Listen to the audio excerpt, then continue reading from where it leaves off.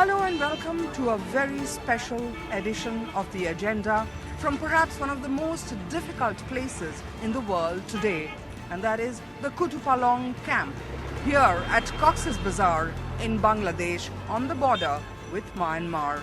Behind me you can see the shacks, the plastic shacks that have come up to accommodate thousands upon thousands of refugees who have come in.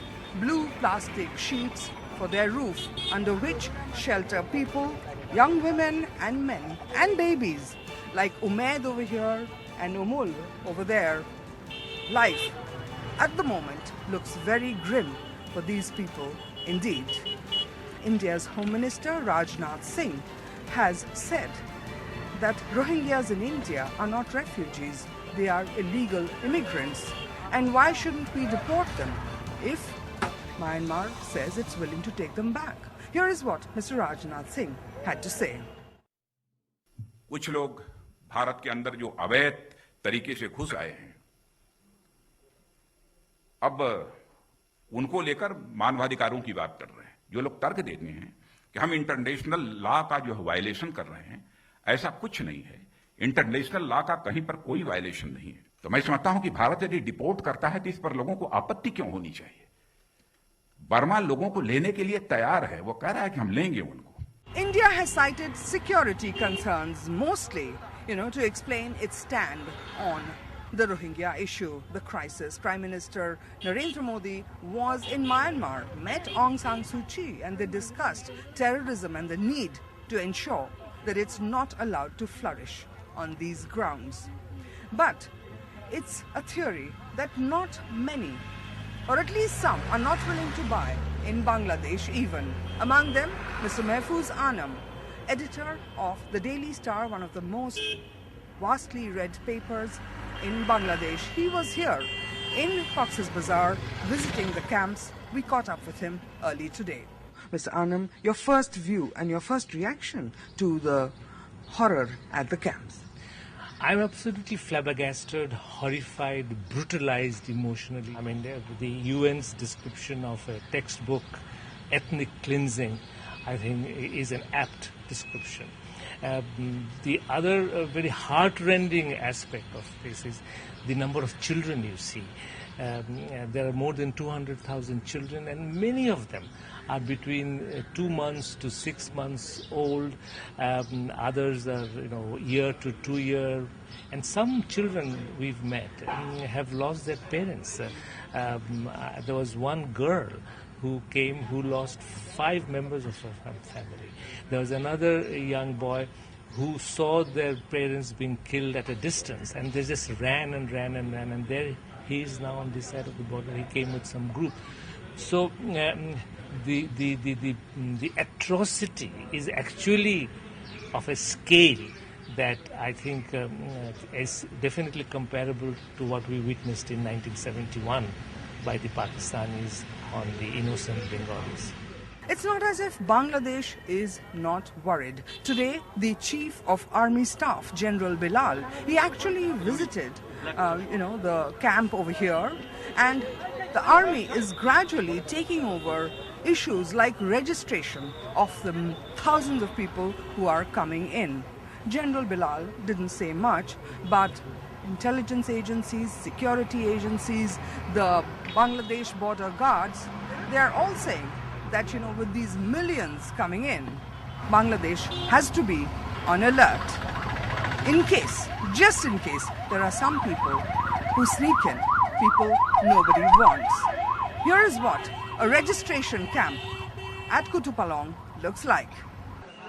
Biometrics being done for a refugee come from Myanmar just a few days ago. This is the room, in fact, where the army virtually is running the operations to ensure that everyone who is coming in from Myanmar is registered, man, woman, child. The biometrics are being done and they'll all be given some kind of identity card because Bangladesh needs to have a clear idea of how many people have come in. 3 lakh, 4 lakh, 5 lakh, anything. With me is the brigadier in charge of this operation. Thank you for speaking to us. How mammoth is this task? It's a really mammoth task, and then we have started slowly on 11th with the instruction and order from the Honorable Prime Minister, and thereafter we have gained some bit of speed, and it was going on for last few days, but today we have increased the number of systems to 30. 30 computers. 30 computers. So with 2 centers, we expect to complete around 4,000 per day from today onwards. And earlier it was about 1,000. About 1,000. So what are you all asking these people? I mean, what are they telling you? Actually, we are getting their details of their name and then their addresses, their name of their parents, and then the biometrics of the 10 fingers, what we are taking. One issue that both India and Bangladesh is concerned about, and that is security. What are you all doing to screen security? There's a fear that the Rohingyas, some of which extremist elements attack the Burmese army and so on, that's what we have heard, they might sneak here. And there could be trouble in Bangladesh, perhaps in India. Actually, we are being tasked to do the biometrics and then the registration. The other part will be looked into by the other agencies, so they are capable enough to identify and then... But you would agree it's an issue? Actually, obviously, this is an issue, but we'll look into it, obviously, with our perspective. Okay, and after the humanitarian part of it has probably been taken care of. It's a mammoth task. In Kutupalong alone, there are some 3 to 4 lakh refugees who have come in the last 3-4 weeks. And the hands of these people at registration centers like this are full. Not just the army or the Bangladesh border guards or intelligence agencies, even, situations like this are causing concern. A situation where, unregulated NGOs, do-gooders, good Samaritans, perhaps with the best intents, are coming in and giving money to the helpless refugees. But is there a fear of radicalization in a situation like this? We caught up with some people who had come from Kuwait, with aid, but only in kind. Here's what they had to say from experience. Relief is pouring in at the camps, the refugee camps in Cox Bazar area from across the world. This team that you see over here, these tall gentlemen, they are all the way from Kuwait. And with me is Said, who is coming with help for the refugees. First of all, how much worth of help are you bringing these people? We brought about $500,000 worth of food and medicine and shelter goods. That's all we brought. So it's all food and items instead of financially. We give only food and medicine and whatever they need. Mm-hmm. We're always afraid for security, whether it's in Bangladesh, whether it's everywhere in the world. There's always a security issue, and that needs to be covered as well. I hope things will improve really, really fast over here. And I'm really sorry, but as this gentleman from Kuwait said, this situation here in Kutupalong, in Bangladesh, some of the worst refugee camps that he has ever seen. The conditions terrible, the people in deep trouble. So what are the security concerns all about? India's, Bangladesh's, perhaps the world's? Well, on the 24th of August, a whole lot of people, apparently part of the Arakan Rohingya Salvation Army, they attacked police outposts of Myanmar and killed over a dozen policemen.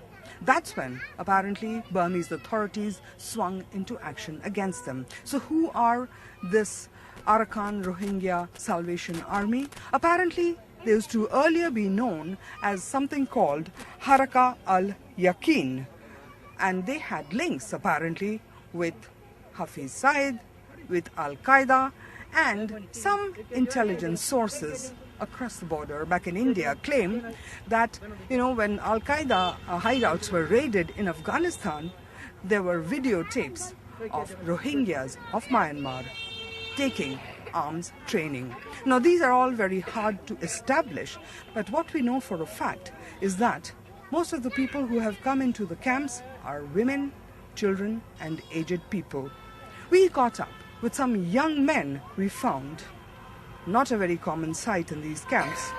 And what they said is a matter that could send shivers of alarm across the continental region. Most of the Rohingyas who have come in from Myanmar to Bangladesh are women, children and very old, ailing people. But here is a group of young men who I want to talk to and ask, একটু জিজ্ঞেস করো, লড়াই করতে রাজি আছো? রাজি আছি। কি করে করবে, কি করবে? আর দেশগান আর স্বাধীন করবো না, আর লড়াই না বুঝুন না, লড়াইতে বুঝুম কম পারো। হ্যাঁ, বন্দুক তুলবা? বন্দুক তোলা হইলে তুললুম। তুললুম? কেন? ইয়ান আর দেশ, নাকি আর দেশ, ইয়া মায়ের মধ্যে আর দেশ, দেশ হল আর স্বাধীন বুঝুন না। আর তো কিছু নাই, কেন তোর মেডি নাই, বাংলাদেশও তাই, তারা কি লইরে গুজুম যুদ্ধ। তো আপনার মতো অনেকে আছে এরকম? আছে। আপনি কি করবেন? সবগুলো আছে, সবগুলো আছে। কি করবেন? আপনারা যুদ্ধ করতে রাজি? আর যুদ্ধ করি পারি, আর বিচারের মাধ্যমে পারি, নিজের রক্ত দিয়ে পারি, আর দেশ আল্লাহ। তো আপনাদের মিলিটারি মানে রোহিঙ্গা মিলিটারি বার্মার মিলিটারিকে মারছে? রোহিঙ্গার যারা মানে লোক আছে বার্মার সৈনিকে ওরারে নির্যাতন করতেছে, ঘর ফুরা দিয়া, বাড়িঘর নির্যাতন করা, আমাদের বাজায় ওরা মারা আমাদেরকে মানে দুঃস্বীকার করতেছে।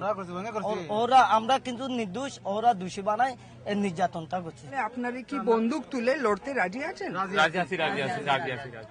রাজি আছি ইনশাআল্লাহ। রোহিঙ্গা বুলা ফুরিব।